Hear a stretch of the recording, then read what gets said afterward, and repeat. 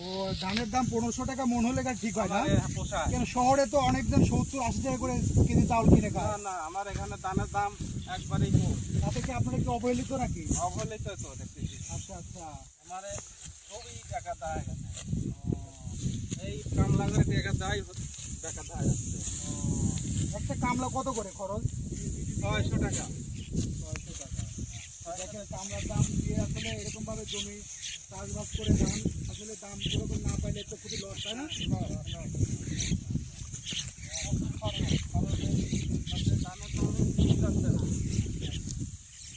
ঠিক আছে, তো ভিডিওটা যারা দেখবেন শেয়ার করবেন, ধন্যবাদ।